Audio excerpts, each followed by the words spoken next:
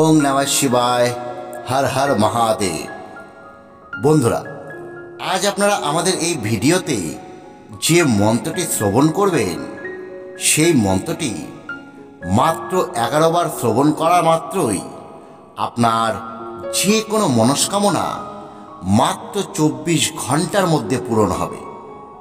শুধু যে মনস্কামনা পূরণ হবে তাই নয়, আপনার যদি কোনো সমস্যা থাকে সেই সমস্যাও দূর হবে। তবে মন্ত্রটি শ্রবণ করবার একটি বিশেষ নিয়ম রয়েছে।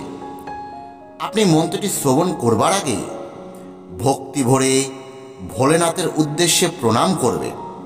তারপর আপনি আপনার মনস্কামনার কথা মনে মনে চিন্তা করবেন।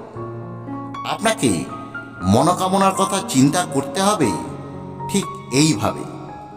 আপনার মনোকামনা ইতিমধ্যেই পূরণ হয়ে গেছে, আপনার সমস্যা ইতিমধ্যেই মিটে গেছে। আপনি এই রকম পজিটিভ সেন্সে আপনার মনস্কামনার কথা বা আপনার সমস্যার কথা চিন্তা করবেন। এই রকম কিছু চিন্তা করবার পর আপনি মন্ত্রটি 11 বারই শ্রবণ করবেন। যদি সম্ভব হয় মন্ত্রটি শ্রবণ করতে করতে আপনি মনে মনে উচ্চারণ করবেন। আপনি যে মনোকামনা নিয়ে এই মন্ত্রটি শ্রবণ করবেন সেই মনোকামনা আপনার পূরণ হবেই হবে। তবে আপনাকে পূর্ণ বিশ্বাসের সঙ্গে মন্ত্রটি শ্রবণ করতে হবে। যদি বিশ্বাস থাকে তাহলে পাথরের মধ্যেও ভগবানকে খুঁজে পাওয়া যায়, আর যদি বিশ্বাস না থাকে তাহলে ভগবানের মূর্তিকেও শুধুই পাথরের টুকরো বলে মনে হয়।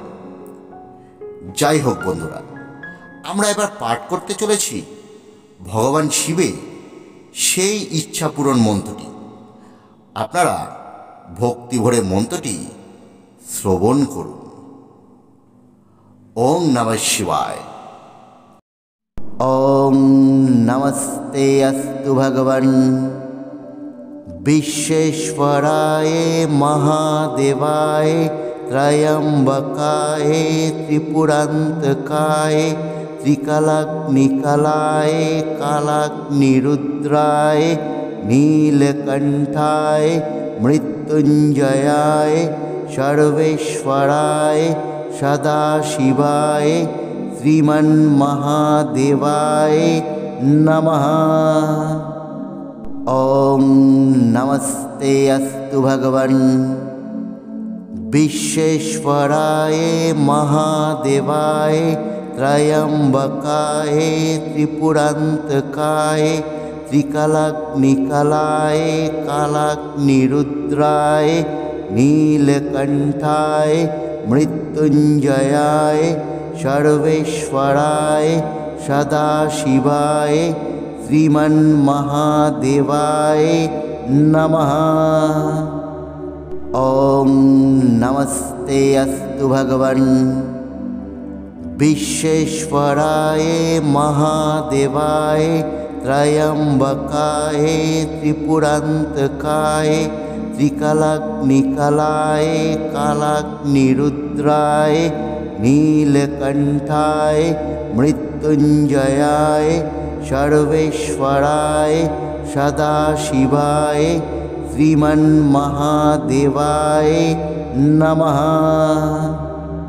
ओं नमस्ते अस्तु भगवान विश्वेश्वराय महादेवाय त्रयंबकाय त्रिपुरांतकाय त्रिकलाग्निकलाय कालाग्निरुद्राय नीलकंठाय मृत्युंजयाय सर्वेश्वराय सदाशिवाय श्रीमन्महादेवाय नमः।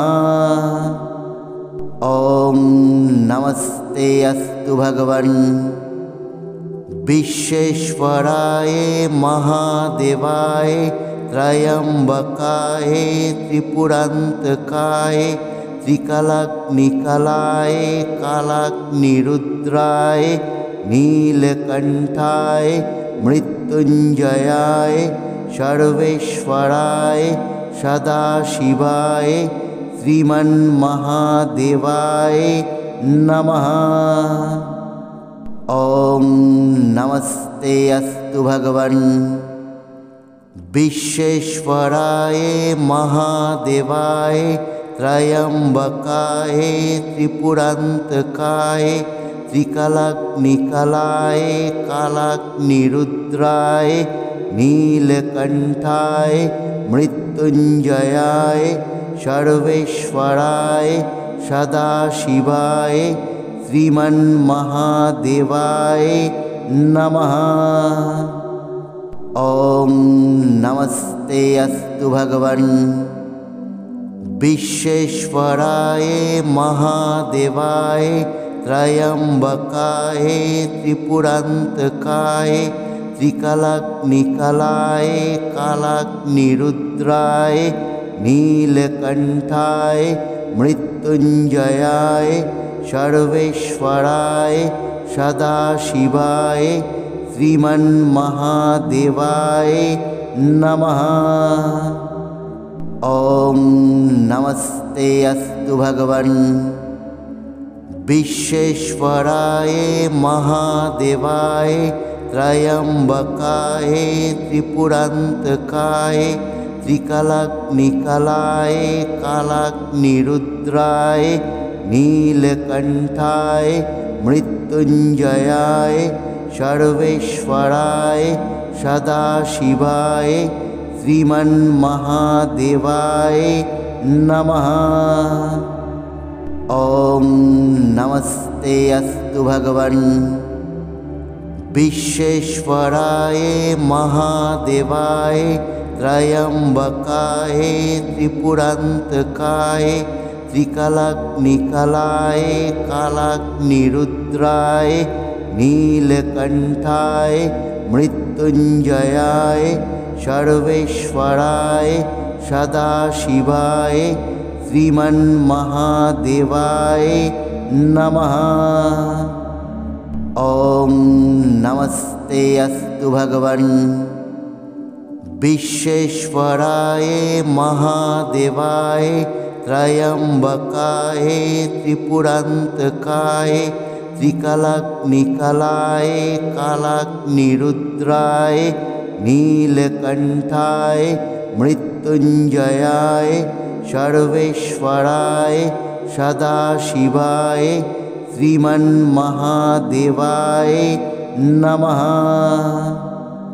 ॐ नमस्ते अस्तु भगवन् विश्वेश्वराय महादेवाय त्रयंबकाय त्रिपुरांतकाय त्रिकलाग्निकलाय कालाग्निरुद्राय नीलकंठाय मृत्युंजयाय सर्वेश्वराय सदाशिवाय श्रीमन्महादेवाय नमः।